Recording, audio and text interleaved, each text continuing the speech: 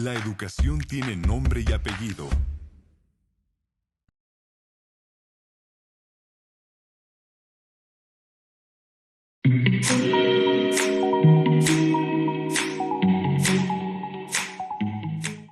El cierre de las escuelas y la labor de los docentes para continuar con la educación a distancia puso en evidencia no solo su compromiso con la educación, sino también su enorme creatividad y esfuerzo para realizar su trabajo valiéndose de las herramientas tecnológicas disponibles. Cuando iniciemos el ciclo escolar, lo haremos con nuevas experiencias y aprendizajes, así como con mayores habilidades digitales y nuevos métodos de trabajo. Por eso creamos Castillo Te Acompaña, una app con todos los recursos necesarios para llevar a cabo la planeación, el proceso de enseñanza-aprendizaje y la evaluación. Castillo Te Acompaña cuenta con planes de clase que se adaptan a la nueva realidad educativa para trabajar los contenidos fundamentales de los aprendizajes esperados de nuestros libros. Las orientaciones didácticas de estos planes incluyen actividades y ejemplos para compartir con los estudiantes. Dosificación editable y fichero de estrategias didácticas para la enseñanza a distancia y presencial. Libro del alumno con recursos multimedia para proyectar en el aula o en una sala virtual y el solucionario completo de todas las actividades. Sabemos que uno de los grandes retos del nuevo ciclo escolar será la regularización y nivelación.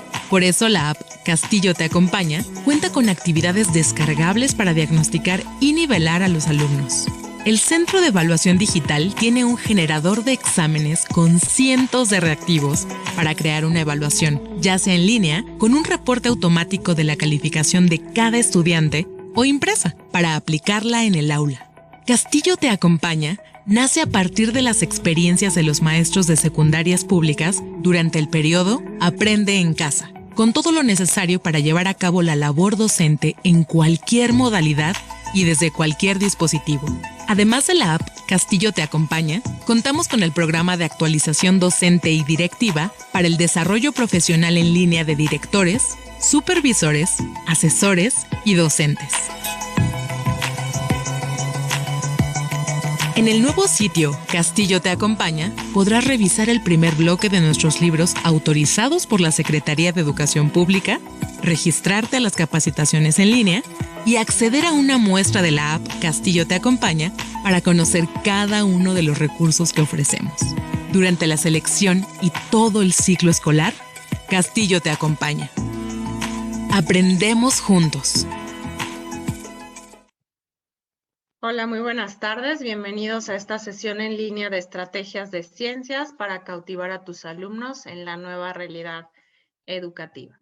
El día de hoy tenemos a 3 autores con nosotros de nuestras asignaturas de ciencias. Primeramente voy a presentar a Alejandra Valero Méndez, nuestra autora de biología. Ella, nacida en la Ciudad de México, desde temprana edad mostró especial interés por observar y analizar a los seres vivos. Estudió biología en la Facultad de Ciencias de la UNAM, de la cual se graduó con una tesis acerca de la conducta de cortejo de peces endémicos de México. Hizo su doctorado en la Universidad St. Andrews en Escocia, estudiando la conducta de forrajeo de los monos arañas de Yucatán. Regresó a México para continuar con sus estudios sobre los peces endémicos y empezó a impartir un curso de evolución en la Facultad de Ciencias que ha sostenido durante casi 11 años. Ha dado clases a nivel primaria para acercar a los niños al pensamiento científico. Recientemente participó como autora del libro de biología de nuestra serie Infinita y ha coordinado la elaboración de otros libros de texto en las asignaturas científicas a nivel de secundaria. Agradecemos a Alejandra por estar hoy aquí. Y bueno, también nos acompaña Glinda Irazoque Palazuelos, nuestra autora de química. Ella es profesora titular de la Facultad de Química de la UNAM, de donde es egresada de Ingeniería Química y maestra en Ciencias Químicas. Es doctora y máster en Didáctica de las Ciencias Experimentales por la Universidad Autónoma de Barcelona. Sus campos de investigación son el diseño y la evaluación, la elaboración de material didáctico en entornos tecnológicos, entre otros campos. Fue coordinadora de las propuestas del modelo educativo para educación básica y bachillerato de la Secretaría de Educación Pública en 2018. Es autora de diversos libros de texto, materiales didácticos capítulos de libro y artículos. Ha expuesto en foros académicos nacionales y extranjeros para instituciones como la Academia Mexicana de Ciencias y el Programa de Jóvenes.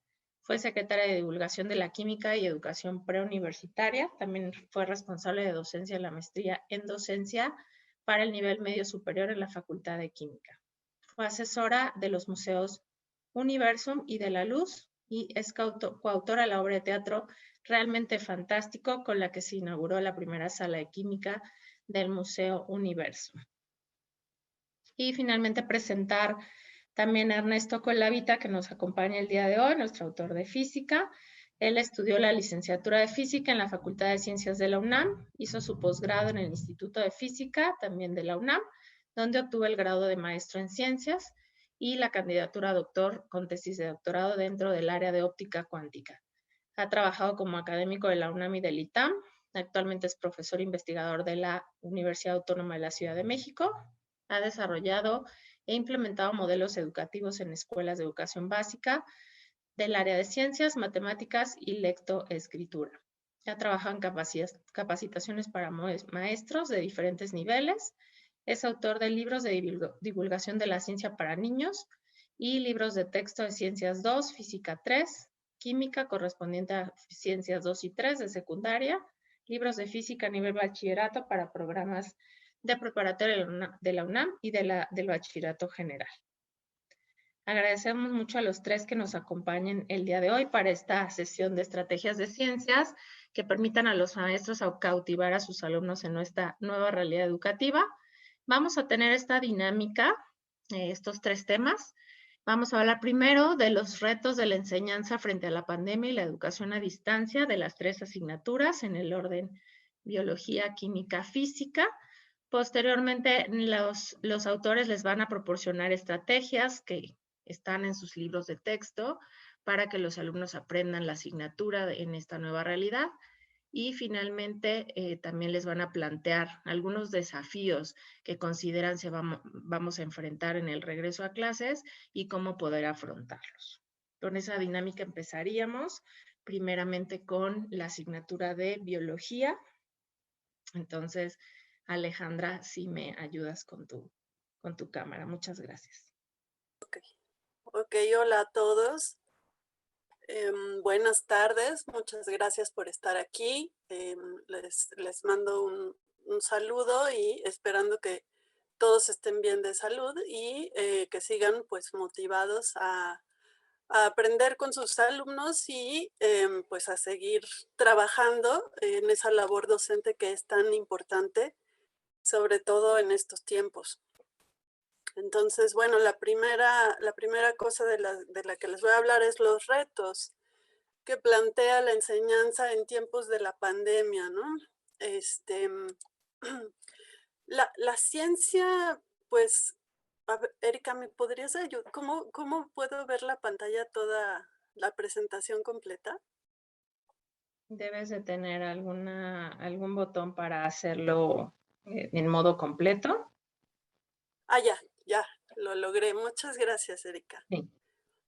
Ok, entonces, lo principal, si nos ponemos a pensar a los retos a los que nos enfrentamos, es que el aprendizaje de los alumnos no depende exclusivamente de las aulas.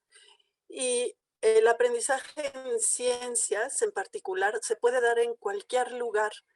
De hecho, es lo deseable que ocurra así, ¿no? Entonces, esa no es una limitante, a mi parecer.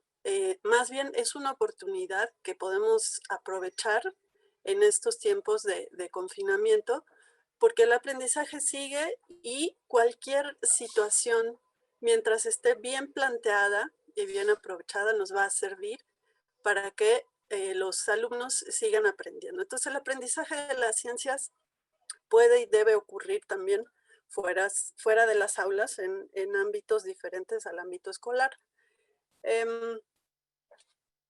Quiero compartirles una de las estrategias que voy a mencionar, y para eso les quiero mostrar aquí pues bueno, es un desafío, como bien mencionó ahorita Erika, que les pueden plantear ustedes también a sus alumnos. Tengo un vasito, es un vasito normal de plástico en el que puse pues una cierta cantidad de harina, agua, un poquito de azúcar y levaduras, ¿no? Las levaduras son seres vivos. Entonces lo revolví todo muy bien. Y más o menos en el tiempo que vamos a estar aquí intercambiando ideas y platicando acerca de la enseñanza y el aprendizaje de las ciencias, van a ver el cambio que ocurre en este vasito, ¿sí? Acuérdense que contiene harina, agua, azúcar y levaduras, que se las acabo de agregar. Son en este momento las 4:40. Entonces, para cuando estemos en la sesión de preguntas y respuestas, ojalá que alguien se haya quedado con la curiosidad y nos pueda decir, a ver, enséñanos el vasito. Mide la cantidad de mezcla que tengo en el vasito es aproximadamente 2 dedos míos. Les prometo que no les voy a hacer chapuza, ¿sí? Los dedos que les voy a mostrar al final van a ser siguiendo mis dedos y vamos a ver qué cambios ocurren después de esta hora.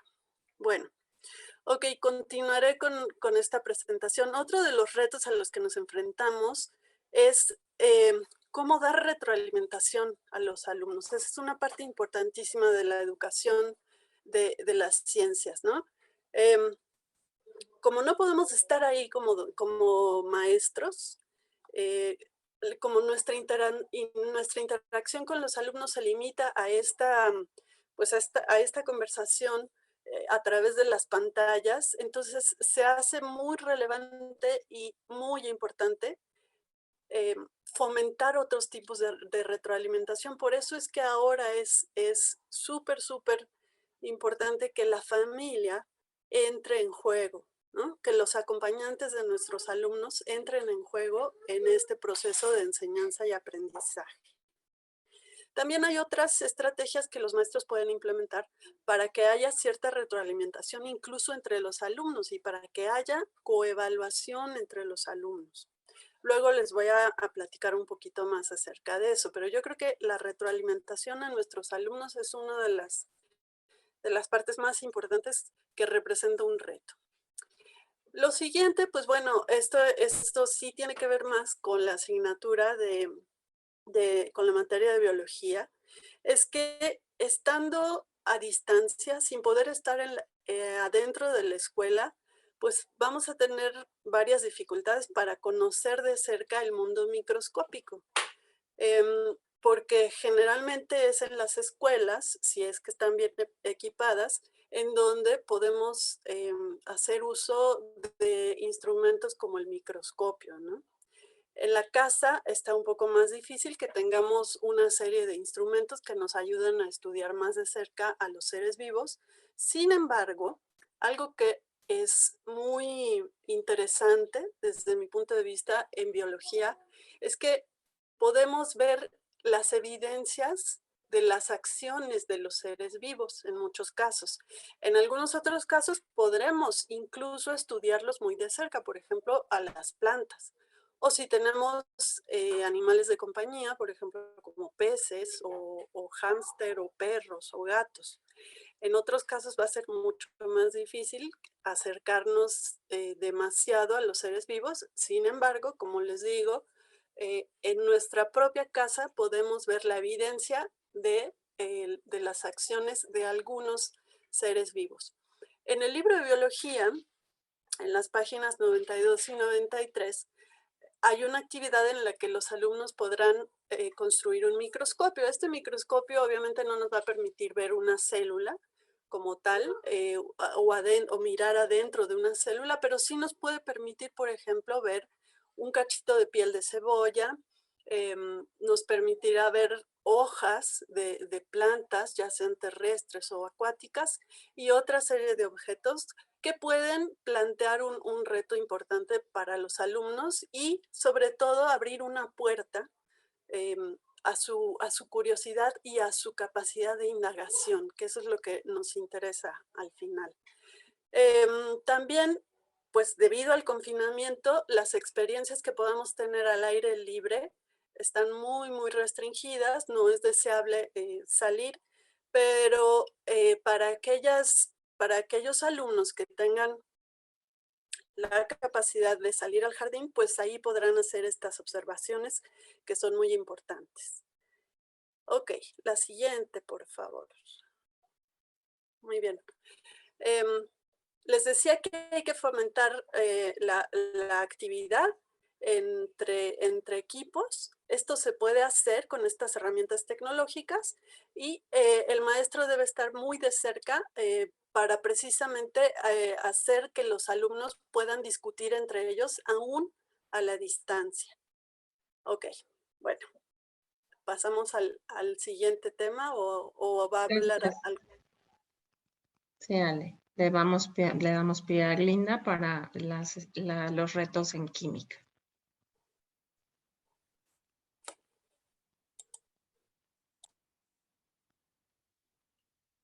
Hola, muy buenas tardes. Para mí es un gusto enorme estar frente a más de 1,100 profesores. Esto creo que nos ha permitido la pandemia. Finalmente la pandemia no tiene todo malo, sino hay muchas cosas buenas y que tenemos que desjugar.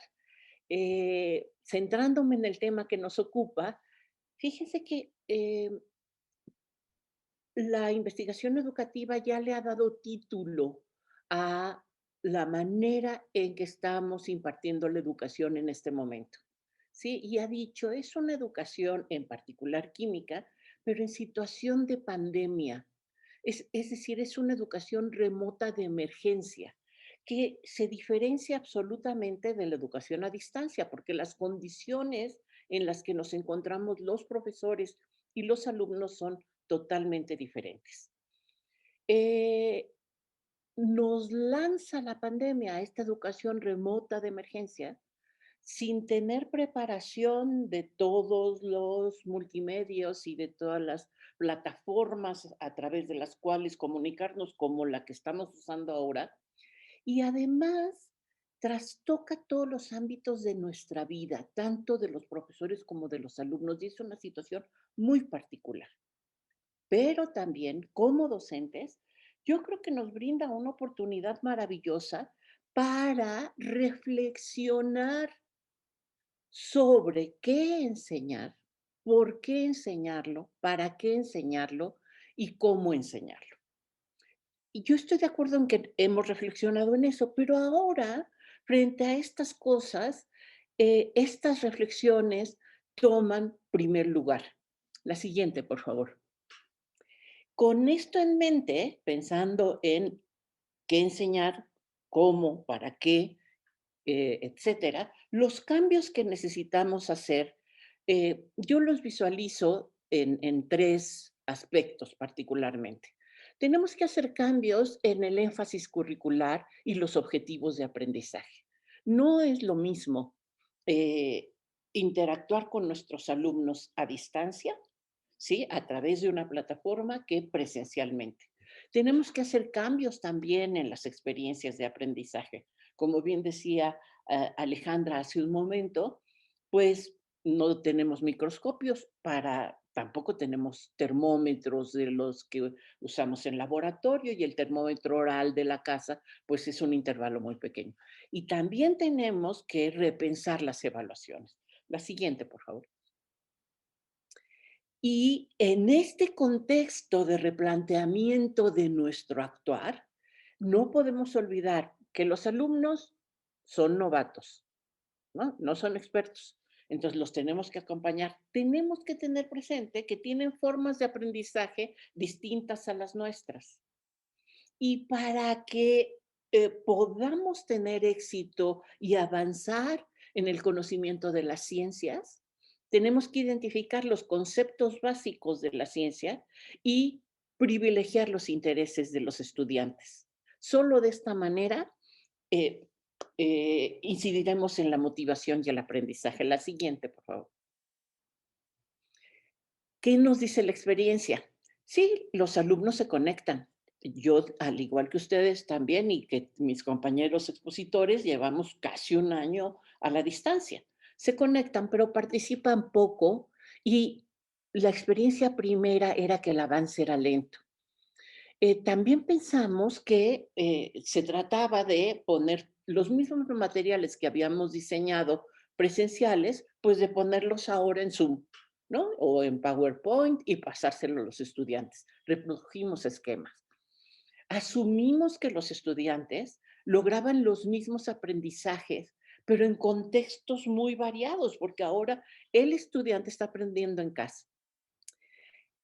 ¿En dónde poner el acento frente a esto? Pues tenemos que diseñar estrategias de acompañamiento y, como decía Alejandra hace un momento, de retroalimentación también. Y eso nos lleva más tiempo. Y tenemos que tomar en cuenta y seleccionar experiencias reales en contextos domésticos o utilizar experiencias simuladas que cada vez hay más en Internet y particularmente en las páginas de universidades. La siguiente, por favor. Entonces, en química, centrándonos en química, tenemos que pensar todo el tiempo en cómo promover la construcción de pensamiento químico. Con esto quiero decir, ¿cómo le pongo a los alumnos de secundaria unos lentes que vean la química a su alrededor? Y entonces, los objetivos de nuestros nuevos diseños de enseñanza-aprendizaje es presentar a la química como una forma poderosa de pensamiento. La siguiente. Utilizar preguntas centrales. Hay que limpiar el currículo y identificar qué es lo que no deben dejar de saber los estudiantes de secundaria, atendiendo a su edad y al contexto de aprendizaje. La siguiente, por favor. Enfatizar el entendimiento conceptual de las grandes ideas de la química. Siguiente, por favor. Aprovechar las herramientas didácticas que tengamos a la disposición y que le permitan a los estudiantes construir estas ideas. Siguiente, por favor. La propuesta más exitosa de cambio curricular han modificado principalmente la didáctica de la ciencia, más que los contenidos. Entonces, fíjense que en estas propuestas estamos jugando un papel central los docentes, ¿no? La siguiente, por favor.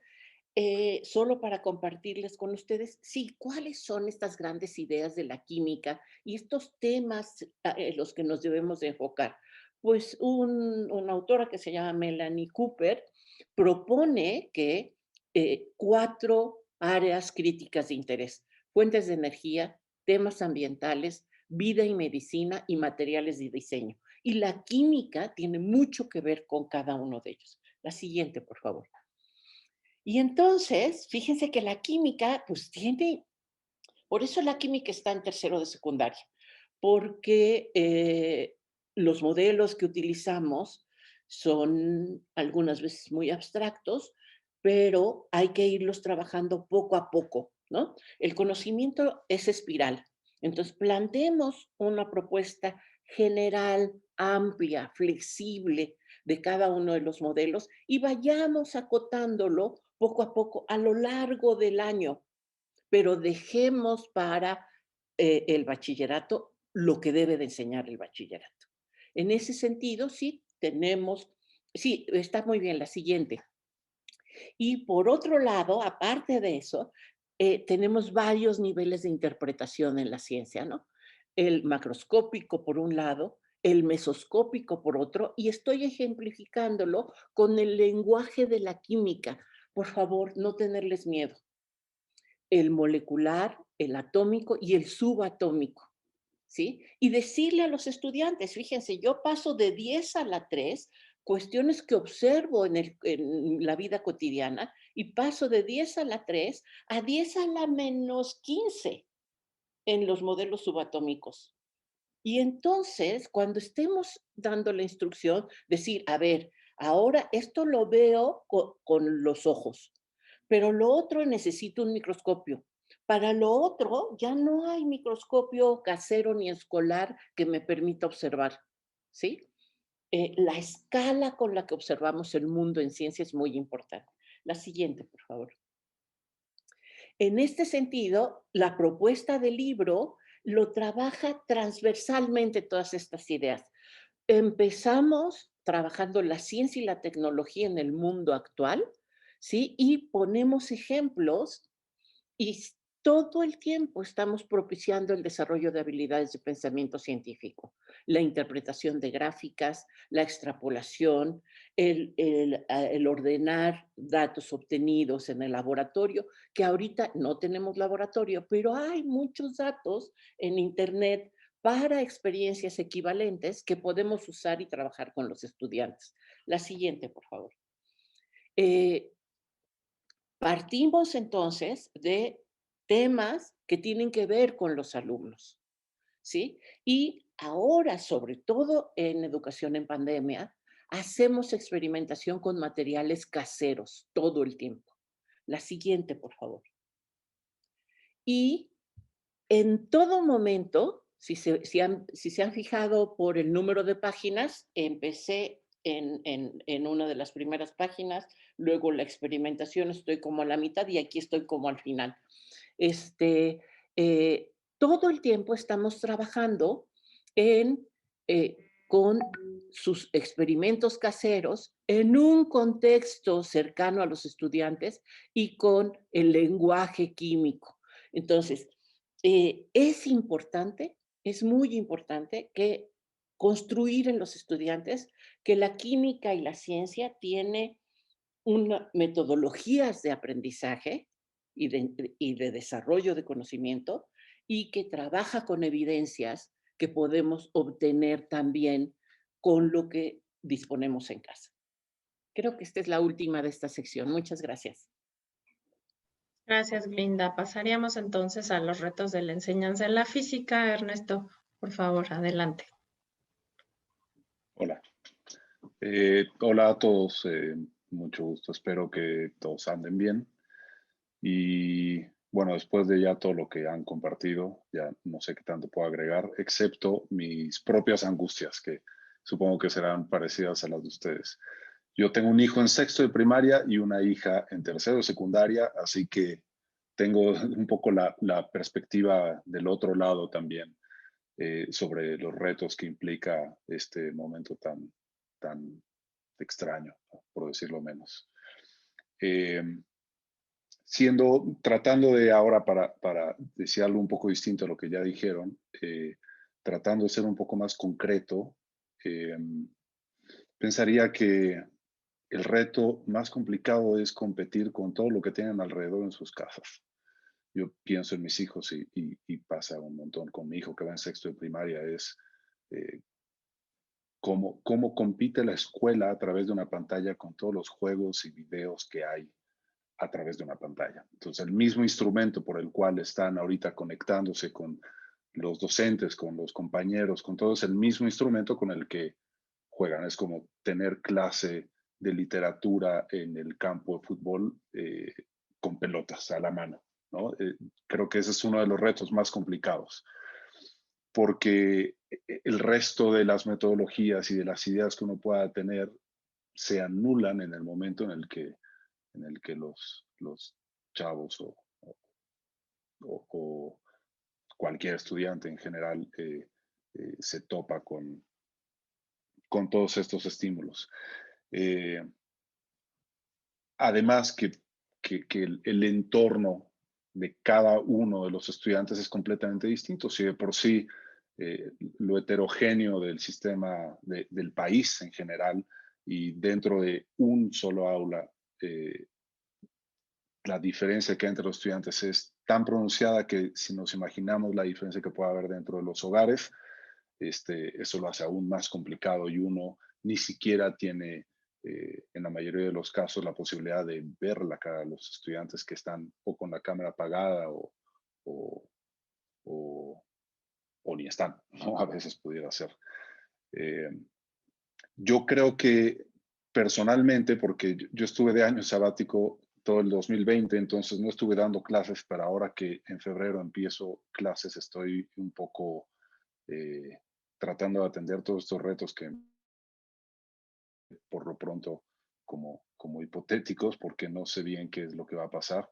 Eh, pero es un poco lo que más me preocupa, porque antes de pensar en qué hacer, no sé ni siquiera cómo es la interacción. Ahora, con la experiencia que todos ustedes tienen, pensaría que enfocar un poco la atención en dos ámbitos en particular, y creo que esto aplicaría para las tres materias, y es sobre el qué es lo que queremos transmitir. Son dos cosas. Uno, el contenido directamente, las cosas que vienen en los libros de texto, en el programa, digamos, lo que uno pregunta en un examen. Y por otro lado, lo que siento que es en realidad yo personalmente más importante en la enseñanza de las ciencias y es la metodología, que son las habilidades de pensamiento, pensar científicamente. Y eso es mucho más complicado, pienso yo, a distancia, porque uno tiene que plantear situaciones todo el tiempo para poder enseñar a un estudiante a pensar críticamente. Uno tiene que poner en situaciones donde tenga que echar a andar estas habilidades de pensamiento. Y compartir este tipo de problemáticas no es fácil de por sí y a la distancia es mucho más complicado. Pero creo que en la medida en la que uno enfoque la atención como docente de estas dos grandes áreas, creo que uno va al mismo tiempo a cachar un poco su atención, ¿no? Es como echar el, la, la, el anzuelo al agua, ¿no? Con alguna pregunta interesante, siempre es lo que más complicado, ¿no? Atraer la atención y a partir de eso tratar de encontrar el vehículo para, para que aprendan los contenidos, para que agarren el libro, para que hagan la tarea, etc. Eh, el, el cómo lograrlo me parece más importante y bueno, cuando me corresponda en la siguiente sección les comparto lo que yo pienso. Hasta acá. Gracias. Gracias, Ernesto. Pasaríamos entonces a justo el cómo, esas estrategias que plantean nuestros autores, muchas de ellas pues se encontraron en el libro de texto del que son autores, para que los alumnos puedan aprender la asignatura en la distancia con esta nueva realidad. Comenzamos de nuevo contigo, Alejandra. Gracias. Ok, gracias otra vez, Erika, y gracias a los otros autores por ofrecer sus puntos de vista muy interesantes. Bueno, en biología en particular y en la enseñanza de las ciencias, ay, Erika, creo que ¿me podrías pasar la anterior, por favor? Es que creo que se quedó en otra cosa por allá. Eso, exactamente. Ok, una cosa que es muy importante considerar en la enseñanza de las ciencias y que eso no va a cambiar para nada, sea que regresemos a las aulas o que nos quedemos un tiempo más, ojalá que no, en confinamiento, es lo siguiente, que al enseñar las ciencias tenemos que partir de lo simple para llegar a lo complejo, de lo concreto para llegar a lo abstracto y de lo cercano o familiar para llegar a lo que tal vez todavía es desconocido o que no se conoce de una cierta manera o que no es asequible para los alumnos. Si nosotros como maestros podemos empezar siempre en estas orientaciones, creo que vamos a lograr un trabajo igual de valioso que el que hacemos en las aulas, estando a la distancia. Y esto implica que hay que plantear, como ya decía Ernesto, muchas situaciones en las que los alumnos se puedan involucrar y que quieran conocer y que quieran conocer todavía más. El enfoque pedagógico de la asignatura de ciencias en secundaria está basado en la indagación. Entonces eso de alguna manera nos impulsa sí o sí a plantear estas situaciones. Tenemos que poner al alumno en una situación que para él va a ser muy conocida, que va a ser muy cercana para ellos, que va a ser muy familiar, y a partir de allí lanzar ese anzuelo que decía Ernesto, para entonces jalarlos hacia la ciencia y así poder desarrollar esas habilidades de pensamiento científico, que es lo que todos, sea en biología, en física o en química, queremos construir, queremos ayudar a que se construyan. Entonces, a partir de una situación concreta, se van a poder desarrollar las habilidades de observación de la naturaleza, habilidades de observación del mundo físico y del mundo químico, van a poder cuestionar, van a poder establecer hipótesis, van a poder argumentar y van a poder llegar a una conclusión y van a poder modificar sus esquemas de pensamiento. La siguiente, por favor, Erika.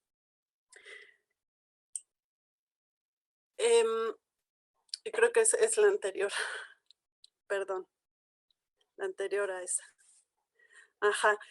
Una estrategia práctica que puede ayudar en este contexto es que tal vez después de una situación de aprendizaje, después de que los alumnos hayan leído acerca de un tema, que hayan hecho ejercicios, que hayan hecho investigación documental o que hayan hecho un experimento, una herramienta de evaluación puede ser que los mismos alumnos transmitan lo que aprendieron a sus acompañantes, a sus familiares. Ahí es cuando el profesor se puede dar cuenta en dónde están las lagunas, qué sí aprendieron, qué no aprendieron, qué les cuesta mucho trabajo, qué no pueden explicar, pero tienen una noción de que sí lo saben. Esta estrategia creo que a distancia puede tener muchos beneficios para seguir desarrollando estas habilidades científicas. También pienso que va a ser crucial darle prioridad en las clases a distancia a las discusiones, a que haya estos intercambios, esta retroalimentación entre los mismos alumnos y también con el maestro, que haya discusiones acerca de los resultados de un experimento, por ejemplo, que el mismo maestro pueda demostrar el experimento, así como estamos ahorita todos nosotros, a la distancia, y que a partir de ello los alumnos empiecen a interactuar, ¿no? Esta forma de interacción creo que se tiene que aprovechar ahorita al máximo, y por lo mismo me parece que es mejor dejar para el trabajo en casa todas las cuestiones que tienen que ver con la lectura, por ejemplo, ¿no? Pueden ser trabajos de lectura guiada, pero aprovechemos al máximo el tiempo del que disponemos en la computadora, precisamente para que los alumnos no se vayan a ir a otro lado, para que no estén apagando la cámara, para que estén viendo una demostración científica, por ejemplo, ¿no? La siguiente, por favor. Y ya un poquito más de estrategias compartir. ¿Me puedes pasar la siguiente, Erika, por favor? Ay, no, perdón, otra vez, la anterior. Retomar esta idea de la que hablaba Glinda hace ratito, de que nuestra propia casa es un laboratorio. Y es un laboratorio para todas las ciencias. Mis compañeros autores, estoy casi segura que están de acuerdo conmigo en que cualquier rinconcito de la casa nos va a servir para poner en práctica estas experiencias científicas. En biología, por ejemplo, tenemos lo que les pasa a los alimentos después de un tiempo, ¿no? La putrefacción. Eso es, en muchos casos, es consecuencia directa de la acción de los seres vivos. Entonces, de ahí, que es una situación cotidiana muy cercana a los estudiantes, de ahí se pueden jalar las hebras para la biología. ¿Qué está pasando con estos alimentos? ¿Por qué cambiaron de color? ¿Por qué se les hace esa cosa verde, ¿no? Por afuera, a las tortillas, al queso, al pan, a las frutas también. Otra experiencia significativa es que fabriquen el pan, por ejemplo, ¿no? Les enseño cómo va el experimento. Esta es la acción de las levaduras, ¿no? En una mezcla de harina, agua y azúcar. De aquí se pueden sacar un montón de preguntas, de cuestionamientos, de descripciones acerca del mundo natural. También en casa podemos elaborar cajones germinadores o cajitas germinadoras, huertos de traspatio, huertos verticales en donde vamos a poder retomar muchísimas hebras con base en el crecimiento de las plantas. Podemos trabajar matemáticas, podemos trabajar también fenómenos físicos como por ejemplo por qué las plantas parece que se mueven, ¿no? Cuando están cerca de una ventana. La relación que tienen con la luz, la energía solar y precisamente todos los fenómenos que ocurren al interior de las plantas, como la fotosíntesis. En el libro de biología, en la página 48 y 49, tenemos una serie de experiencias para detectar nutrientes de los alimentos, que pues es una cosa que nada más tenemos que ir al refrigerador, con sustancias que tenemos en la casa lo podemos hacer. Otra que es una de las experiencias más bonitas que yo he visto es que podemos ver el ADN en casa, ¿no? Si tenemos alimentos como por ejemplo el melón, la sandía, las fresas, tienen mucho ADN y lo podemos extraer fácilmente en casa con sustancias que tenemos la mayoría de las personas. También podemos construir un terrario. Hay en la página 191 del libro una actividad para que hagan esto. Y a partir de un terrario también podemos cubrir e indagar fenómenos naturales como la fotosíntesis, la transferencia de energía en los ecosistemas, las cadenas alimentarias. La siguiente, por favor, Erika. Bueno, ya les había mencionado, Erika, tal vez, o ya lo conocen, hay una aplicación que fue elaborada por la editorial precisamente para acompañar la labor docente en estos tiempos de educación a distancia. Yo se las quiero recomendar. También que visiten el sitio del Museo de las Ciencias, el Museo Universum de la UNAM. Tiene visitas virtuales a varias de las salas del museo y también tiene muchos contenidos muy accesibles para los adolescentes de sexualidad, de salud reproductiva, de las adicciones, que eso va a ser también, es súper importante hablar con ellos en un entorno escolar, ¿no? También que visiten la página de la Conavio, hay muchísimos recursos audiovisuales en la página de la Conavio, con los cuales van a poder abarcar estos temas de la diversidad biológica, de las adaptaciones de los seres vivos. Tiene fotografías, imágenes impresionantes que seguramente eso también va a cautivar a sus alumnos y los va a llevar a abrir digámoslo así, una caja de preguntas que los va a tener enganchados en seguir conociendo. Entonces, yo creo que ya digamos como para concluir esta parte, el confinamiento, veámoslo como una oportunidad. Además de que nuestra casa es un laboratorio y podemos ser bastante creativos para propiciar experiencias de conocimiento adentro de la casa sin salir de casa. También veámoslo como una oportunidad para analizar, por ejemplo, nuestros hábitos de consumo, nuestra huella ecológica, lo que consumimos, a dónde se va. ¿Qué pasa si yo solamente estoy comiendo alimentos procesados que vienen envueltos, empaquetados con plástico? ¿Eso afecta, no afecta? Claro que afecta. ¿De qué manera afecta a la gente que está allá afuera, a otros países? ¿Cómo se ve impactado el mundo por todos estos procesos de la elaboración de los alimentos y el transporte de los alimentos y las mercancías. Yo creo que es una muy buena oportunidad también, y bueno, lo digo porque es uno de los contenidos, uno de los temas que abordamos en la materia de biología, es el impacto de la contaminación, ¿no? Y de las actividades que hacemos como sociedades. También es una buena oportunidad para aprovechar los desechos que estamos produciendo y elaborar objetos o incluso material didáctico a partir de estos desechos.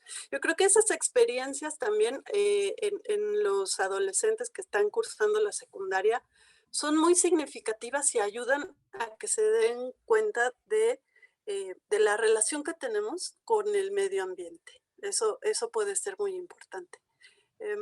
Creo que hasta ahí sería mi participación. Gracias otra vez. Gracias, Alejandra. Entonces daríamos paso a las estrategias del libro de química, doctora Linda. Gracias. Si me permites iniciar el video.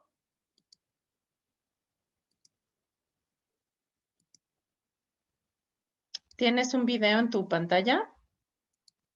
No, pero creo que tú lo apagaste, ¿no? Ah, En ya la te sesión veo. pasada. Tu cámara, ya. Sí, mi cámara, exacto.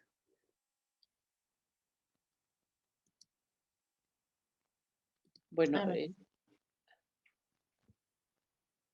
no me pueden ver, ¿verdad? Ahí debes de poder ya. Listo. Oye, pues no me veo. ¿Ustedes sí me ven? Sí, yo ya te veo, Linda. Ah, perfecto. Bien. Pero vámonos mucho antes, ¿no? Creo que se movieron mis diapositivas. Sí, mucho antes, mucho antes, mucho antes. Ahí comenzaba este tema, si quieres. Me sigo y tú me dices por qué Sí, estaba ahí. sí, se movió, ¿eh? ¿Me sigo? Sí. Ese era el orden, ¿eh?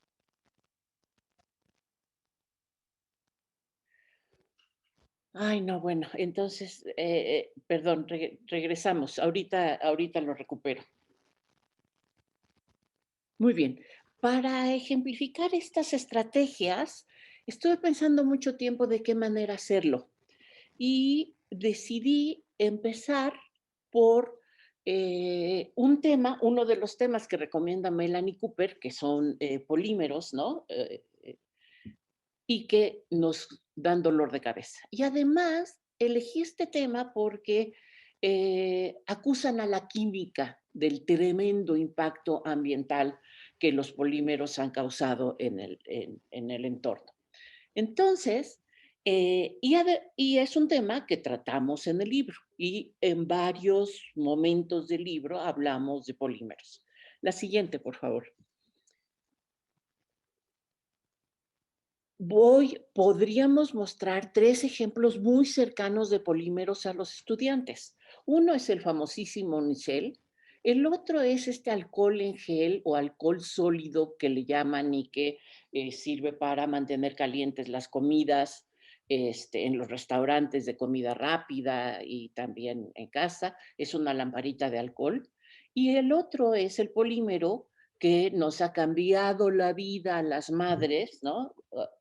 Permitiéndonos usar los pañales desechables y abandonar los pañales de tela. La siguiente, por favor. Me quedo con el unicel. Vamos a trabajar con el unicel. La siguiente. Fíjense, ¿qué es el unicel? Pues es una espuma. ¿Qué son las espumas sólidas? Pues las espumas son dispersiones. Fíjense cómo voy a ir haciendo un recorrido en conceptos que están dentro del temario de química y muy cerca de la vida de los estudiantes. Nuestros estudiantes usan geles para el cabello y espumas también para modelar su cabello.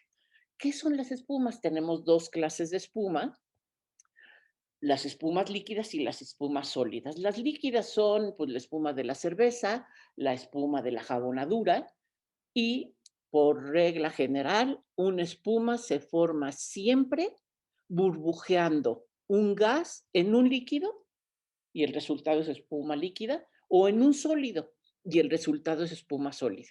En particular, el unicel, el famoso unicel, que es su nombre coloquial, es una espuma sólida y está hecha con un polímero que es el poliestireno y se le inyecta al poliestireno, se le inyecta un gas. Hace algunos años, este gas eran freones, los clorofluorocarbonos, ¿sí? Estos gases que culpables del adelgazamiento de la capa de ozono.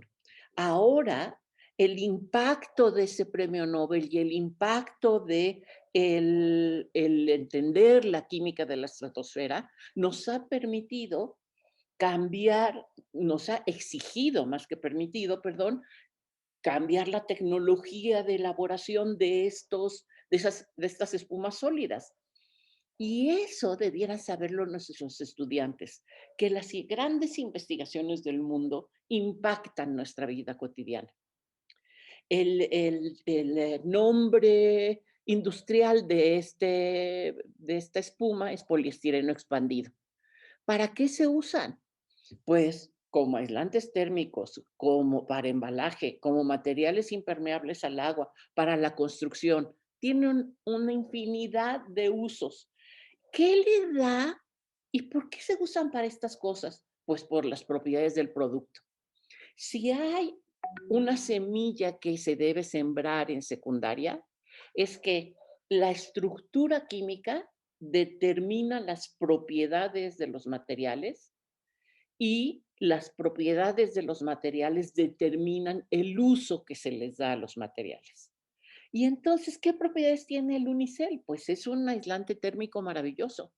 ¿Y qué quiere decir que sea aislante térmico? Que disminuye la rapidez de intercambio de energía en forma de calor entre el sistema que, por ejemplo, esté contenido en alguno de estos vasos y los alrededores.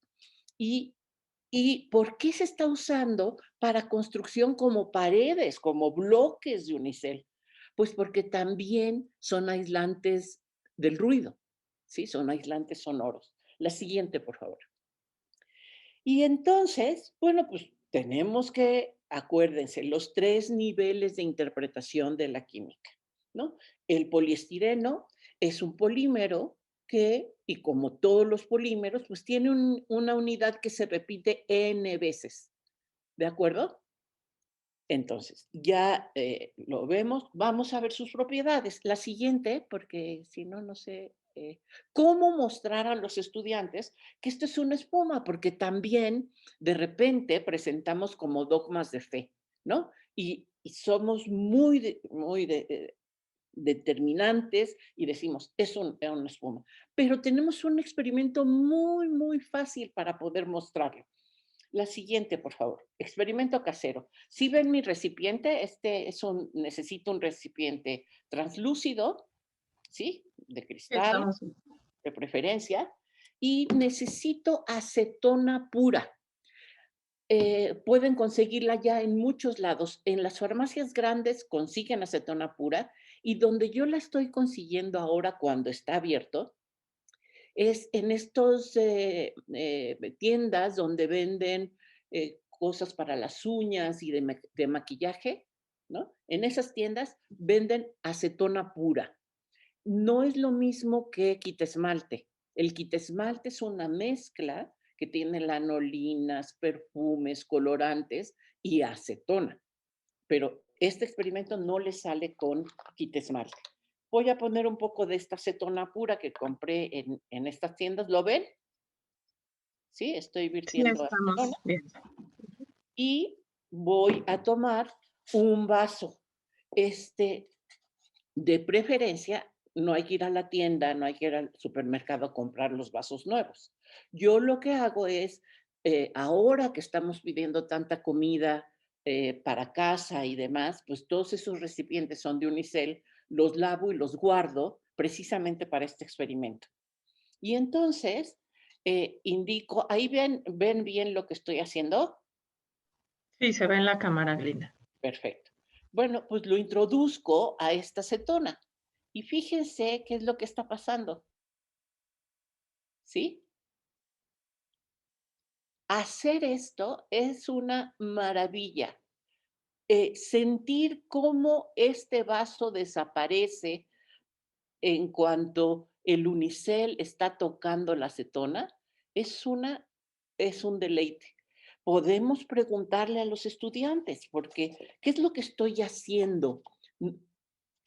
¿Qué estoy haciendo? ¿Qué hace la acetona al poliestireno expandido? ¿Qué hace la acetona con esta espuma sólida? Muchos estudiantes le responden cuando ven el burbujeo: "Ay, que está hirviendo". No, no, yo no he calentado el sistema. Este sistema está a temperatura ambiente, está en equilibrio térmico. Sí, así es de que no, no está hirviendo. Ese burbujeo es precisamente el gas con el que se hizo la espuma y estoy rompiendo la estructura del poliestireno expandido, permitiendo que el gas con el que se hizo salga, ¿sí? Y obteniendo aquí, este es el poliestireno. Y entonces lo pueden sacar, lo voy a sacar, y puedo aprovechar para muchísimas cosas, ¿no? Para explicar un poco por qué la acetona, cuando se evapora, ¿por qué siento frío con la acetona? ¿No? Bueno, pues porque ese cambio de estado necesita energía para llevarse a cabo, de líquido a gas, y entonces la acetona toma energía de mis manos, ¿no? Y podemos jugar con las propiedades mecánicas de esta bolita de poliestireno. Sí, esto finalmente se va a secar, se va a evaporar toda la acetona y va a quedar un material rígido y quebradizo, ¿sí? Y esa es la gran maravilla de los polímeros, que con un muy pequeño cambio en su estructura, ¿sí? Cambian drásticamente las propiedades químicas. Y entonces todo el tiempo estar hablando de estructura química, propiedades, función, de esa terna. Y no solamente eso, la siguiente, por favor. Sí, ya que lo vi, no puedo olvidar el impacto ambiental que estos productos están ocasionando, que nosotros ocasionamos al usar estos productos, ¿sí? Y tenemos que tomarlo en cuenta. ¿Qué hacemos? Pues ya presenté un experimento, ya bajé la estructura química del poliestireno, ¿sí? Vi cómo se destruía la espuma, aproveché y voy moviéndome en la escala, ¿no? ¿Sí? Pero también tengo que hablar de qué estamos haciendo con todo este unicel. La siguiente, por favor. En el libro, precisamente, en este tema, presentamos una lectura donde describimos qué productos se están elaborando con el unicel reutilizado, ¿sí? Y entonces, siempre no debemos olvidar, fíjense, ya les dije de un triángulo, ¿no? Eh, estructura, propiedades, función. Y luego un enfoque, CTSA, ciencia, tecnología, sociedad, ambiente. Siempre, ciencia, tecnología, sociedad, ambiente. ¿De acuerdo? La siguiente, por favor. Y por último, les quiero presentar otro experimento muy sencillo que también está en el libro, ¿sí? Que es cromatografía. Les voy a presentar un cromatograma y lo único que hago es un vaso transparente para que vayan viendo la evolución del experimento los estudiantes, tiene un poco de agua y por otro lado tengo un lápiz al que le pegué una tira de papel filtro, que pueden usar el papel filtro de cafetera, si es que tienen. Si tienen de estas servilletas que son más compactas, también funciona, ¿no? Y le ponen deben usar un plumón eh, de los que se disuelven en agua, de los no permanentes, ¿no? ¿Sí? Y ponen iluminan, marcan con un plumón de cualquier color una franja, una línea en uno de los extremos de la tira de papel filtro. Introducen en el vaso con agua y deben de cuidar que el agua no toque la línea marcada, ¿sí? Que el agua no toque la línea que ustedes marcaron de color. Y en un rato, espero que también, así como le vamos a preguntar a Alejandra cómo va su vaso con harina, agua, azúcar y levadura, ustedes me pregunten cómo va el cromatograma de un plumón de color negro. Les voy a mostrar los resultados de los cromatogramas de distintos colores, ¿sí? De distintos colores. Y podemos entonces relacionar estos resultados con teoría del color. Este es el cromatograma del color negro y el color negro es la unión de los 3 pigmentos primarios, ¿sí? Y ahí se van, si tuviera un cromatograma más largo, podría ir viendo cómo se van separando todas las franjas. Este seguramente es un binario porque se está desdoblando en 2 colores, un azul y un verde. Debe ser un azul verdoso, un azul claro. Por ejemplo, y así puedo hablar también de color e introducirme pues a cuestiones de óptica o de física, ¿no? Porque también es muy importante, como lo decía Alejandra hace un momento, esta interacción entre las ciencias, ¿sí? Listo. Eso es todo. Muchas gracias. Gracias. Seguimos. Gracias, doctora. Vamos con tus estrategias, Ernesto. Muchas gracias. Apagamos tu cámara, Linda. Sí. ¿Será posible que mi video aparezca en grande para que se vea un poco mejor? Ahí estás ya, de a cuadro completo. Ok. Bueno, yo les quería compartir un poquito de forma más concreta lo que yo haría, un poquito, ¿no? Tal vez me resulta un poco más fácil porque yo escribí el libro y yo conozco la parte. Este es el libro, el libro de Castillo. Ahora justo con mi hija les dije que iba en tercero de secundaria y una de las cosas que he notado es que ahora trabajan con el libro mucho más. Y me parece que es la herramienta más natural para empezar a trabajar ahora. Pues ellos pueden reestudiar y también creo que es una buena oportunidad para retomar hábitos que se han ido perdiendo con los años, que son los de utilizar los libros como el apoyo más importante. El libro, perdón, que aquí mi gata está atacando.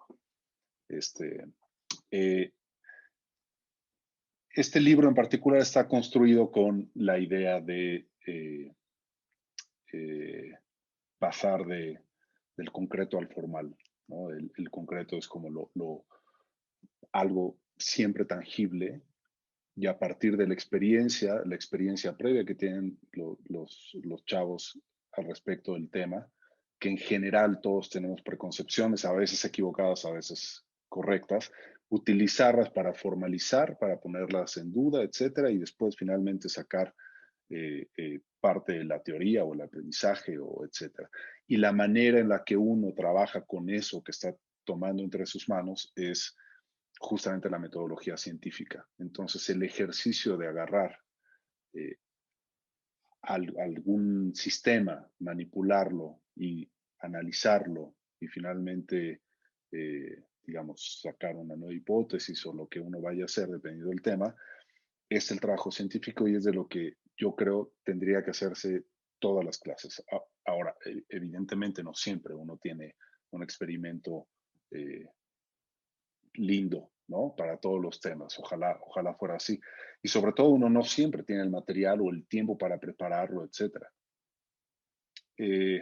La idea de estos libros, biología, física y química, lo que hemos puesto acá y lo que han hablado mis compañeras es que todo puede ser con materiales caseros, ¿no? Es un poco la idea, que sea factible para que lo desarrollen en un salón de clase cualquiera de todo el país y hoy en día en casa, ¿no? Ahora, lo más complicado ahora es cómo hacemos con el experimento, cómo le hacemos para que, para que lo puedan hacer ellos. Lo que se me ocurre es dos formas. Uno, pedir a los estudiantes que tengan material, probablemente a veces puede ser, y en ocasiones uno tenerlo y hacer una demostración. Cuando los experimentos son un poco más complicados, conviene hacer una demostración, uno hacerlo y en todo caso tratar de ir haciendo como un ping-pong de preguntas y respuestas en ambas direcciones, tratando de llevar diálogos socráticos. Si uno quiere que digan algo, entonces saber cómo preguntar, ¿no? Entonces, voy a como ejemplo, hablar del caso del concepto de fuerza, que en este libro aparece en la página 58. Es una secuencia didáctica, una secuencia más o menos larguita, de unas 14 páginas más o menos, donde se habla del concepto de fuerza después de las leyes de las fuerzas, las leyes de Newton. Entonces, más o menos voy a seguir el camino que propone el libro, que justamente ahora se podría presentar así. Entonces, voy a acomodar esto para ver si se alcanza a ver un poquito lo que voy a hacer aquí.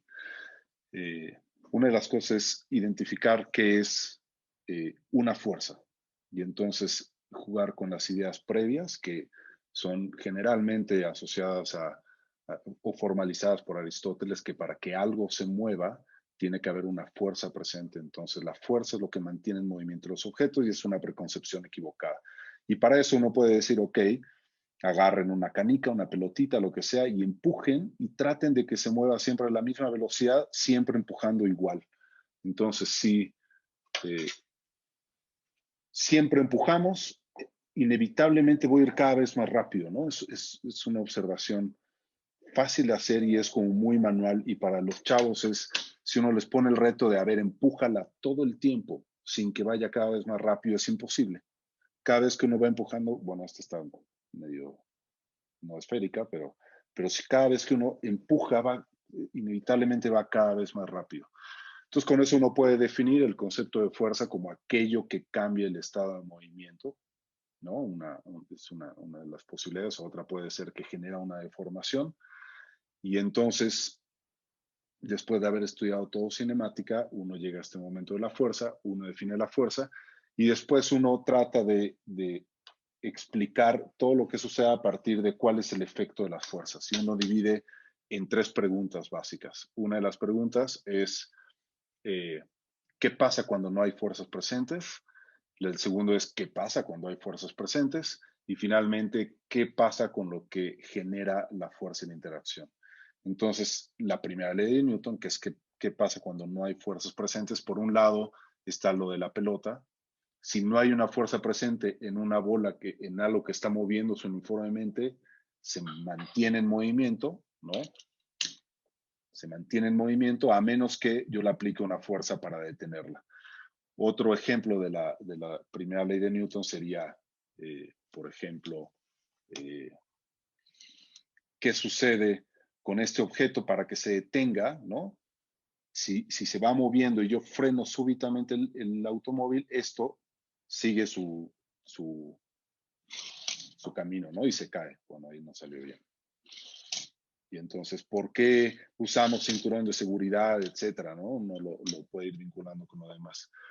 Después, para ver la segunda ley de Newton, con un objeto como, en este caso yo tengo una goma, con una cuerdita, y tengo un carrito, y entonces lo que voy a hacer es todo esto está en el libro, para que lo puedan hacer ellos de tarea o se pueda hacer como una demostración. Yo ahora lo pongo como demostración, lo voy a tratar de hacer en estos 10 minutos que quedan. Todo esto seguramente me va a tomar menos. Entonces, a ver si se alcanza a ver por allá. Al borde de la mesa dejo colgar esto acá, de tal manera que jala con una fuerza constante el carrito que tengo acá. Perdón el relajo pero es parte de los retos. Entonces ahora, ¿qué sucede si yo aplico una fuerza constante al carrito? El movimiento, se produce movimiento, difícilmente se ve que es un movimiento uniformemente acelerado, pero sí es fácil ver que va cada vez más rápido. Y después empiezo a jugar con las variables. ¿Qué pasa si aplico una fuerza mayor o una fuerza menor? Y eso lo puedo hacer colgando más objetos allá o menos objetos allá. Si cuelgo algo más ligero, la fuerza es menor, entonces el movimiento seguramente va a ser más. El cambio de velocidad es más lento, etc. Después puedo jugar con la masa y decir, ¿qué pasa si yo cambio la masa de este objeto y le estoy poniendo una piedra que hizo mi hija? Y si lo suelto, el movimiento sigue siendo uniformemente acelerado, pero claramente con una aceleración menor. Y si cambio la masa por algo mayor, siempre se va a mover, pero el cambio de velocidad va a ser cada vez menor. Entonces ya estoy jugando con las tres variables, que sería la aceleración, la masa y la fuerza con la que jalo, que es a través de la cuerda. Y digamos, ahí en el libro viene la actividad clara de, a ver, vamos cambiando la masa del objeto. Entonces, a mayor masa, la aceleración es menor, por lo menos en términos cualitativos. A mayor fuerza, la aceleración es mayor. Y entonces uno ya se puede echar el rollo de la parte de proporcionalidad directa o inversa con la masa y con la fuerza respectivamente, con la aceleración. Y finalmente uno puede hablar de la tercera ley de Newton. Si uno dice, ok, yo estoy jalando, en el caso de la bola yo produzco la fuerza, en el caso del carrito, la cuerda jala al carrito, siempre hay algo que produce una fuerza.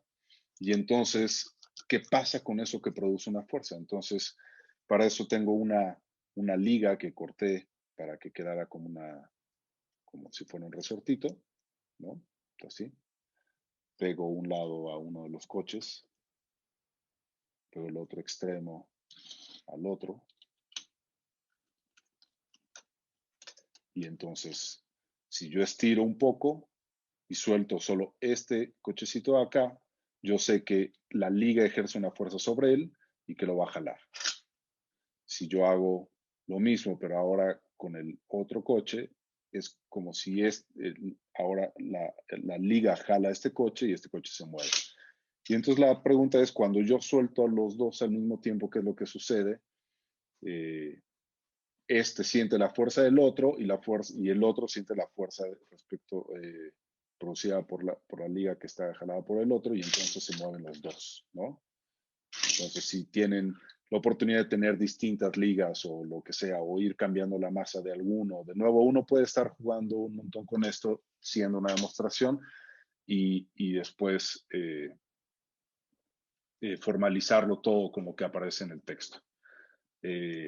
Digamos, eso es toda una secuencia didáctica, las tres demostraciones que hice ahora, una para cada ley, bueno, serían 4 para el concepto de fuerza y uno para cada una de las 3 leyes de Newton, que cada una de ellas pudiera ser una sola clase si preparamos material que es material que podemos conseguir una canica, una pelotita, lo que sea, y empujar, y creo que eso de alguna manera obliga primero al estudiante a poner atención, ¿no? Si quien quiera pagarla va a pagar el monitor, pero por lo menos atrae un poco y hacer las preguntas y que los chavos sepan la respuesta y la quieran decir, o que crean que la saben y la digan y está mal y entonces tengan que demostrarlo de nuevo, o la posibilidad de que ellos lo hagan, o explicarlo y decirles hagan ustedes de tarea y extiendan un poquito más. Digamos, creo que son una posibilidad de solución ante los retos de los que hablábamos al principio, ¿no? El reto es cómo hacer que los chavos pongan atención y estudien y aprendan un poco. Yo lo resumo finalmente en 2 partes. Uno, atraer la atención a través de idas y vueltas con preguntas, con un anzuelo que es alguna experiencia tan simple como carritos, ¿no? Ojalá todo pudiera ser vistoso como el caso del vaso, que está buenísimo el experimento, pero a veces uno simplemente es una manera distinta de hacer la pregunta, que no es nada más declarativa, no solo es verbal, ¿no? Sino es visual. Y es algo que ellos pueden hacer, ¿no? Y en la medida que ellos lo puedan hacer, se van a enganchar más. Y el otro elemento que permite subsanar un montón de dificultades, creo yo, es este objeto. Este objeto que durante siglos ha sido la mejor herramienta de aprendizaje y que creo que es una buena oportunidad para que todos empecemos a revalorarla y que para el caso de los niños, no necesariamente revalorar, sino valorar por primera vez el impacto que puede tener un libro y que ellos puedan leerlo a su ritmo y que ellos puedan leerlo 3 veces si lo necesitan, que se acostumbren a leerlo, que se acostumbren a leer. Creo que hoy en día hay una deficiencia enorme en cuanto a lectoescritura, tanto en la capacidad de los chavos de leer y comprender el texto, que nace de la falta de contacto con los libros que tenemos hoy y el exceso de contacto con estímulos audiovisuales nada más. Y creo que volver al libro de texto es, es, es un ancla bastante buena para jalar, bueno, ancla no jalaría, pero para amarrarnos a algo, ¿no? Eh, bueno, en fin, creo esa es mi sugerencia de de estrategias como para trabajar eso. Y bueno, ojalá se haya visto algo de lo que dije. Sí, sí se vio. Gracias, Ernesto. Se vio Ok. todo. Muchísimas gracias. Pasaríamos, bueno, al cierre, si les parece bien, para poder tener tiempo de escuchar, bueno, de leer en el chat a los profesores que tenemos a más de 1,300 personas conectadas.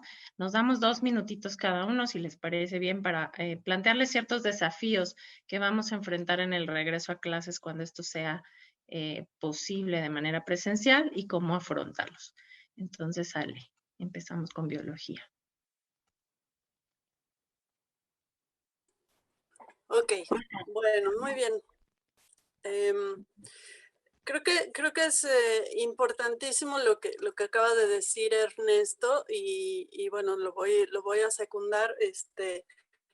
La mejor herramienta con la que podemos contar en estos tiempos de pandemia y de educación a distancia es cada quien su libro, ¿no?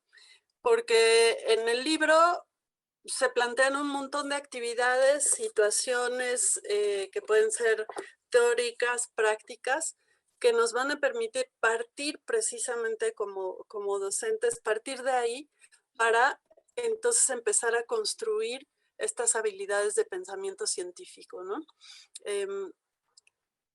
Lo siguiente que yo diría que también es un desafío al que nos vamos a enfrentar cuando regresemos a las aulas es darnos cuenta de que nuestros alumnos avanzaron a diferentes ritmos, ¿cierto? Que tal vez algunos tuvieron muchas oportunidades de aprender en casa y lo hicieron.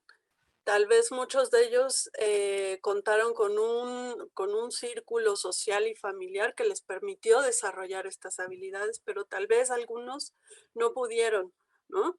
Y los que tuvieron que pasar por dificultades emocionales y de salud, probablemente pues ni siquiera van a tener motivación, ¿no? Para seguir estudiando o para trabajar en la escuela.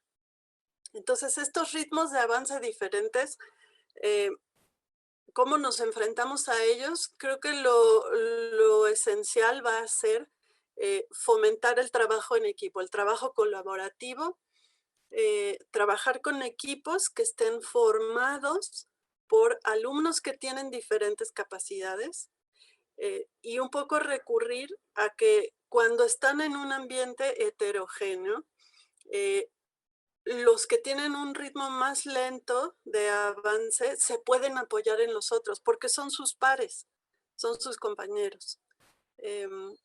Y los que tienen ritmos más ágiles de avance, se beneficia también mucho de poder transmitir lo que saben a aquellos compañeros que han tenido más dificultades. Entonces, creo que va a ser esencial que regresemos directamente al aula a hacer mucho trabajo en equipo. Y que, bueno, eso es el pan de cada día en la enseñanza de las ciencias, ¿no? ¿Qué hacemos con la desmotivación de los alumnos? Pues primordialmente ver a nuestros alumnos como lo que son seres humanos, ¿no? Y acercarnos mucho a ellos y permitir que ellos se acerquen mucho a nosotros y escuchar cuáles son sus inquietudes y sus preocupaciones, no solamente en el ambiente académico, sino también por las consecuencias que nos va a dejar todo este periodo de confinamiento social, ¿no? Recordar siempre también para trabajar la desmotivación, recordar que en la enseñanza de las ciencias lo deseable es partir de experiencias muy concretas, muy familiares, trabajar a partir de lo que los alumnos ya saben, de lo que ya conocen, e ir construyendo gradualmente a partir de eso.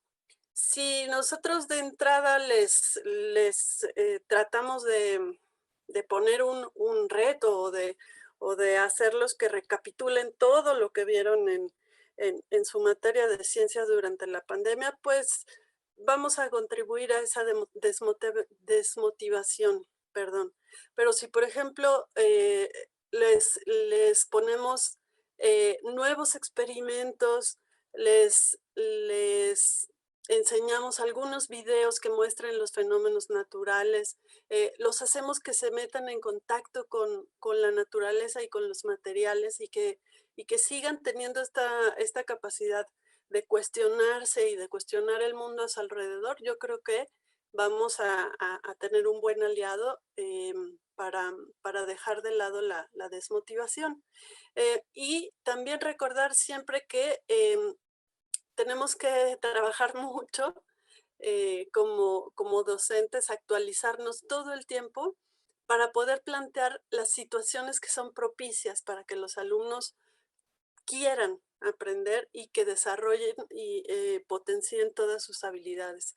Para eso es que debemos poner muchísima atención a lo que les interesa a ellos, permitir que ellos mismos se planteen las preguntas que quieran responder, que planteen muchas preguntas, que les demos oportunidad de pensar, de analizar, de hipotetizar y más allá de resolver las cosas por ellos, precisamente hay que abrirles las puertas a que ellos se hagan responsables de su propio conocimiento, cuestionando, argumentando, estando en contacto con ese mundo natural, corrigiendo sus errores, dándose cuenta de sus errores, pues creo que esa va a ser esas van a ser las estrategias o desafíos con los que nos encontremos. Antes de pasar, si es que todavía hay tiempo, les quiero enseñar cómo va el experimento. Les prometo que este vaso estuvo aquí junto a mi computadora todo el tiempo.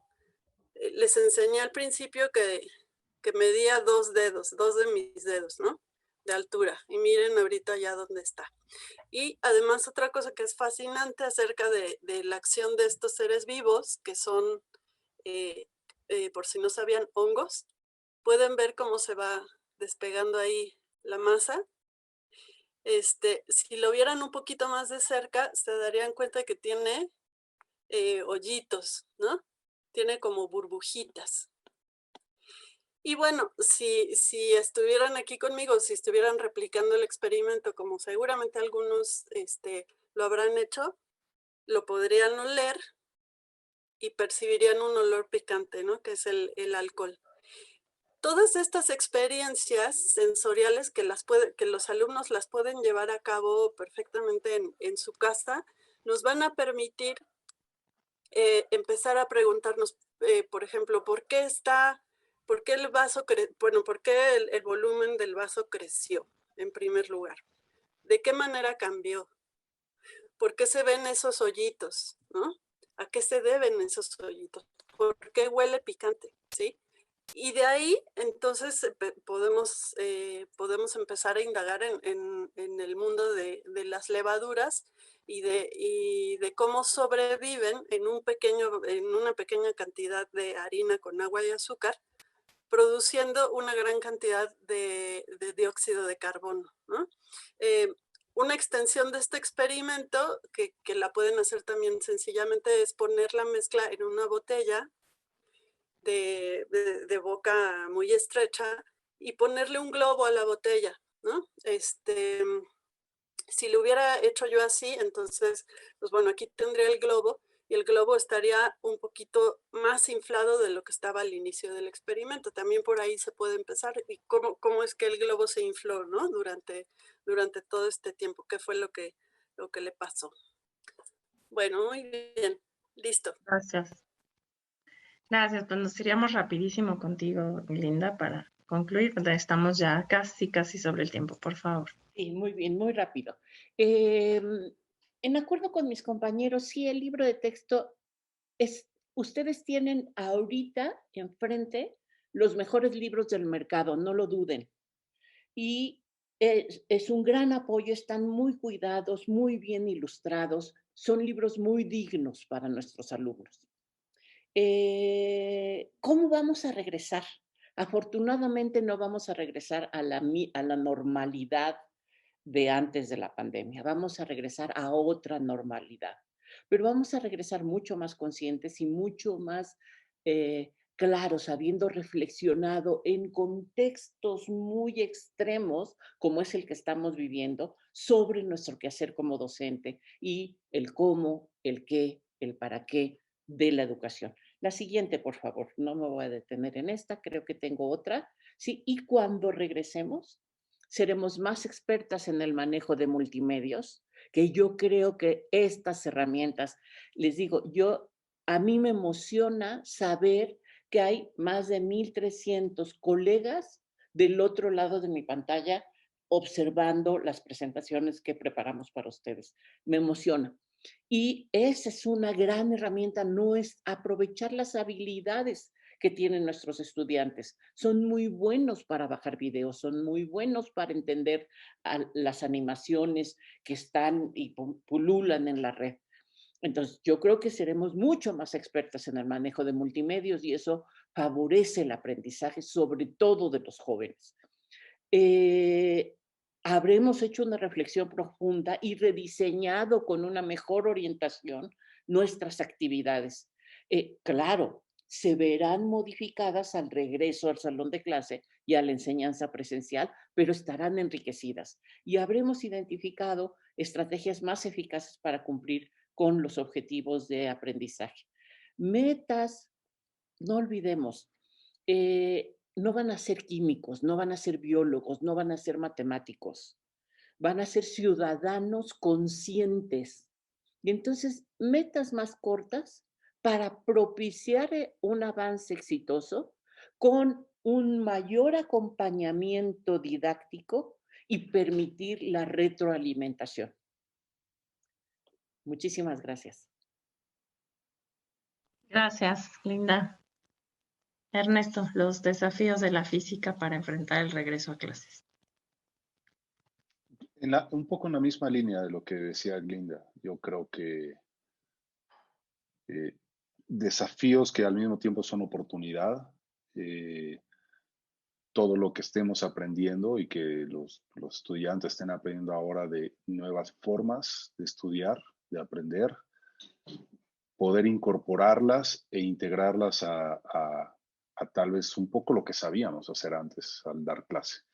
Y de esta forma, desde lo más evidente que puede ser el integrar más medios digitales, conocer más videos, más simuladores, más lo que sea que tal vez ahora ya conocen, tanto estudiantes como docentes, poder integrarlos en la forma de trabajo del salón.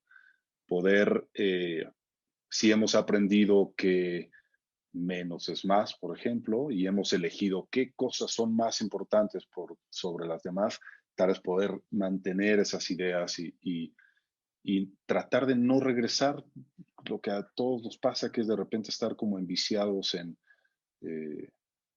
la misma forma de trabajo y en repetirnos a nosotros mismos y y sí, una nueva normalidad es un desafío no solo a nivel educativo, a todos los niveles. Pero yo creo que es eso, es seleccionar qué es lo que nos ha salvado ahora y que puede mejorar la práctica en el futuro. Ya, gracias. Gracias. Pues muy bien, muchísimas gracias a los tres por esta sesión. Voy a abrir en este momento el chat para que nuestros participantes nos planteen, pues tenemos solo 5 minutitos, pero vamos a tratar de leer algunas de sus preguntas. Mientras tanto, les voy a poner yo en el chat, lo van a ver por ahí, un enlace a nuestro Centro de Recursos Digitales de Secundarias Públicas.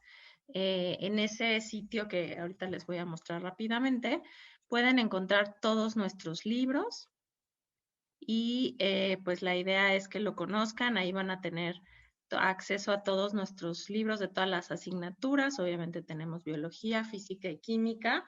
En estos símbolos los pueden reconocer y van a poder tener acceso al libro completo. Eso es súper importante, el libro del alumno está completo. También los invitamos a conocer nuestra app Castillo Te Acompaña. Esta es una novedad que estamos dando este ciclo escolar para que tengan recursos digitales para preparar su clase. Bueno, pues algo de lo que muchos maestros están buscando. Esta app la pueden acceder desde el Centro de Recursos Digitales. Hay una pestañita, si vieron que le di clic a el demo de la app Castillo Te Acompaña. Tenemos planes de clase, recursos para la planeación. El solucionario del libro del alumno está completo, todas las respuestas para ustedes, acceso a nuestro centro de evaluación digital con exámenes en línea que pueden aplicar tanto con un reporte automático de calificación como enviando un PDF al alumno para que lo conteste y se los envíe de vuelta por correo. Súper importante, actividades de nivelación. Aquí pueden ver una muestra, solamente algunas que estamos subiendo poco a poco por asignatura. Son descargables, pero cuando sean usuarios nuestros, pues tendrán todas las actividades de nivelación que necesitan del grado anterior. Esto por lo que mencionaban, pues de que los alumnos van a venir con distintos niveles de aprendizaje. Los planes de clase también súper interesante. Nuestra novedad en este sentido es que vienen con contenidos fundamentales. Son secuencias didácticas. Lo voy a volver a mostrar porque no me dejó. En física, vamos a ver. Aunque me voy a matemáticas, tal vez por ahí está fallando la asignatura. Creo que no se está viendo. Me voy a regresar tantito. Ok. Es que lo que les quiero mostrar es que los planes de clase están secuenciados con un planteamiento por contenidos fundamentales. Bueno, voy a dejar de compartir y leemos un poquito el chat a ver si me funciona ahorita la app, porque estamos planteando a través de contenidos fundamentales, que pues también para ustedes es bien importante. La editorial hizo una selección de esos contenidos y está sugiriendo secuencias de aprendizaje. Bueno, si quieren prender su cámara los tres y vamos leyendo algunas de las preguntas. Ernesto, Glinda, Ale, pues hay bastantes, pero voy a tratar de leer algunas. Sobre los libros, ahí está el enlace que les puse, ahí pueden consultar todos nuestros libros para los que están preguntando sobre los libros. Esta presentación, el video lo vamos a poder consultar posteriormente, se les envía directamente a sus correos electrónicos, no lo metemos a nuestros canales de YouTube, sino que se los enviamos por correo para que vuelvan a ver esta presentación. Bueno, muchos agradecimientos, felicitaciones. Y, por ejemplo, aquí Fernando Martínez nos dice, ¿cómo puedo hacer mis sesiones virtuales más dinámicas si mis alumnos no están muy motivados? No sé si quieren hacerle alguna recomendación al maestro. Bueno, pues la pregunta es difícil de responder, ¿no? Creo que es con lo que lidiamos cotidianamente todos nosotros ahora. Pero yo creo que elegir realmente situaciones de interés para los estudiantes, eso es un plus. Y permitirles a ellos que hagan preguntas desde un principio, porque ese es un buen termómetro para identificar cuáles son sus intereses por un lado y cuáles son sus dudas. Y entonces ser muy flexibles, si bien tenemos una planeación de clase, ser muy flexibles en función de lo que los estudiantes nos están pidiendo y diversificar con muchas herramientas el conocimiento. No dejarles de leer textos enormes, recordar que están de moda los tweets, ¿no? Y son, ¿qué? 400 caracteres o alguna cosa así. Acompañar cada actividad con con una guía y asegurarse que el alumno lo entienda, ¿no? No sé, es lo que podría decir. ¿Los demás quieren aportar algo más a la motivación? Sí, yo creo que es fundamental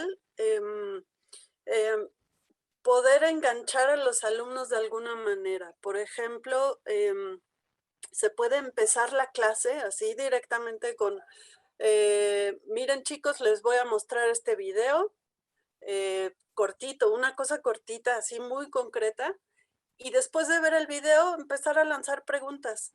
A la hora de lanzar preguntas, ellos mismos empiezan a tener pues establecen relaciones e incluso se dan cuenta de sus propias curiosidades y de sus intereses. Entonces creo que empezar con preguntas es una opción que puede ayudar a resolver estos problemas.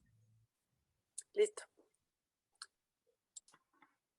Hay una pregunta que, bueno, ¿alguien más quiere decir algo? Sí, es que ahorita me acordé con la intervención de Alejandra, quería decir, hay un artículo muy interesante que dice puntualmente, lo que le gusta a los estudiantes, sobre todo de secundaria y de bachillerato, es el reto cognitivo. O sea, hay que retar a nuestros estudiantes, precisamente a través de una herramienta, algo que les presentamos que es atractivo y formularles preguntas sobre eso. Hay que retar cognitivamente a los estudiantes y no llevarlos de la mano y resolverles todo, ¿no? Sino permitir que ellos elaboren y que ellos diseñen también. Perdón, ya. Hay una específicamente de física sobre enseñar electrones de valencia. No sé si tengas algún experimento en la cabeza que les puedas compartir, pero mencionan que sea pues con algo que puedan conseguir desde casa.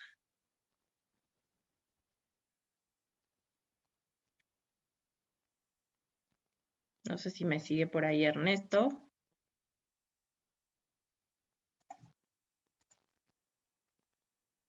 Ah, es que no tienes tu micro No, abierto. no tenía el Eso. micrófono. Para hablar de electrones de valencia, primero hay que hablar del modelo atómico y una forma de ver qué sucede con estos electrones es conductividad. Entonces, yo pensaría que vale más la pena trabajar con asuntos de conductividad y resistividad y conductividad electrostática un poco, ¿no? Y probablemente, no sé, a Linda se le ocurran más cosas. Yo creo que para trabajar con electrones de valencia hay que ver videos, ¿no? O sea, los electrones de valencia son los electrones más externos al núcleo, ¿no? Y entonces, pues eso es un modelo. Es el modelo del átomo, como bien dice Ernesto.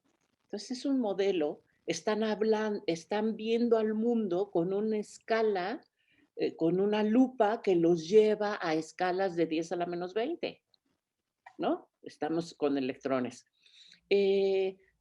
La propuesta de Ernesto es buena, pero yo creo que para electrones es mejor electrostática que disoluciones electrolíticas, ¿no? Porque en disoluciones electrolíticas no necesariamente tienen electrones, sino tienen aniones y cationes. ¿Sí? Si disuelven cloruro de sodio en agua, tienen cationes sodio y aniones cloruro, ¿sí? Que no son propiamente electrones. ¿no? Son iones, son iones. Pero con electrostática pudieran jugar. Yo, sinceramente, los llevaría a alguna animación bonita, ¿no? Del modelo actual. Sí, sí, a mí se me ocurre la evidencia experimental y puede ser eso. Uno puede pasar de un modelo y Exacto. después alguna observación, eso, como comparar a partir de... Lo que pasa es que no, me parece que está un poquito pasado del programa de física, hablar mucho de electrones de valencia. Pero Pero en uno, química sí lo vemos, ¿eh? en química sí lo ven, En sí, por química eso lo sí pienso vemos justo, electrones de sí, que valencia es porque hasta el año vemos siguiente. enlace. Sí, sí, sí, lo sé. Sí, acá hablamos modelo de Bohr y se explica con conductividad eléctrica y me parece que hasta ahí llega. Entonces, no sé si tiene alguna duda más específica el profesor o profesora, pero bueno, yo sugeriría algo así con algo Sí. digital, respectivamente. Hay una Yo, general que les preocupa a varios maestros y se las plantearía a los tres porque muchos de ellos mencionan que la conectividad es un problema, ¿no? De muchos de sus estudiantes y el contacto que han tenido, sobre todo es por medio de WhatsApp. Entonces, no sé si han tenido oportunidad de pensar en alguna estrategia que a través de este medio puedan compartirles. Nos están preguntando algunos. Sí, Eh, a mí, a mí yo he pensado mucho eso ahora que voy a dar clase como uno de los retos. Eh, Lo que a mí se me ocurrió con mis estudiantes, porque algunos tienen problemas de conectividad, es siempre y cuando tengan alguna oportunidad de ver un video, tener dos herramientas, y una puede ser el libro de texto, llevar, digamos, dejar por WhatsApp, por ejemplo, pudiera hacer qué actividades tienen que hacer, que lean los textos, que por mensaje de voz puedan compartir dudas, etcétera. Y por otro lado, si el profesor tiene oportunidad de en una página de YouTube subir pequeños videos, capsulitas de 5 minutos que puede ser, en vez de una clase muy grande, pensar, ok, ya leyeron esta parte del libro, acá les comento un poquito más o les comparto una experiencia.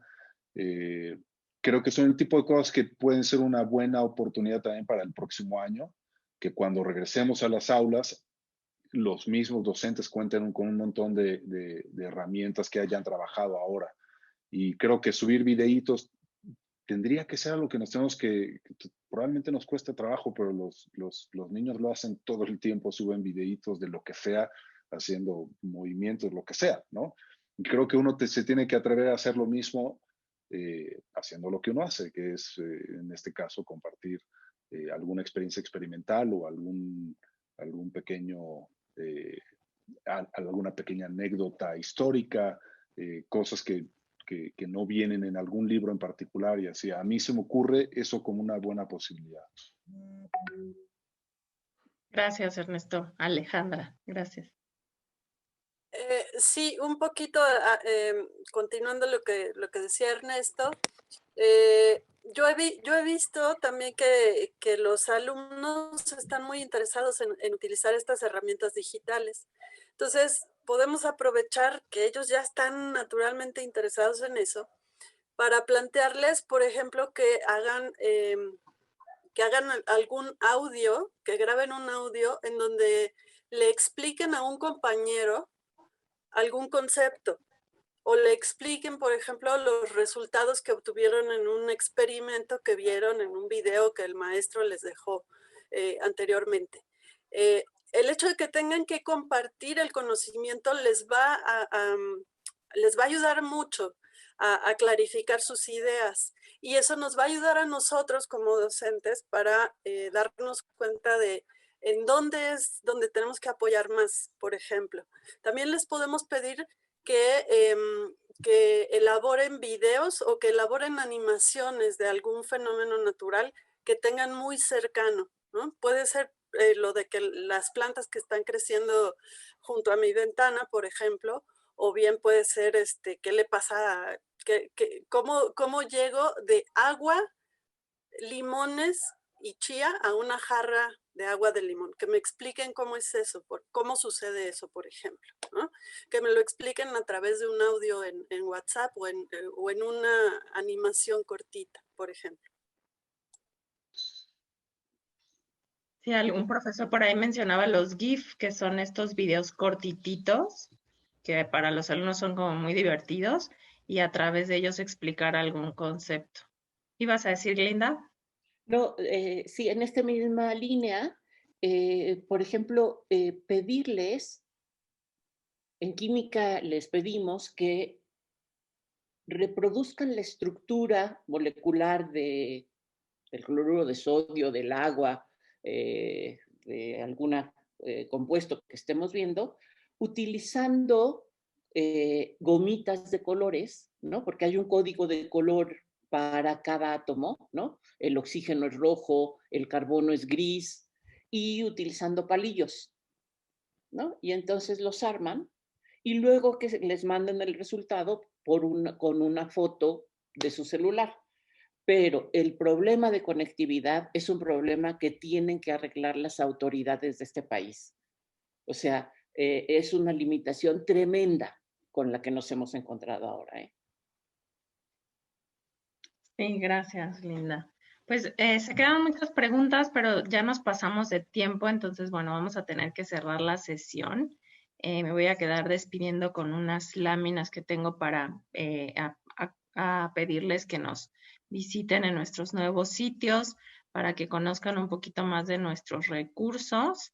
Entonces, pues agradecerles a Alejandra, Linda y Ernesto por esta sesión de esta tarde.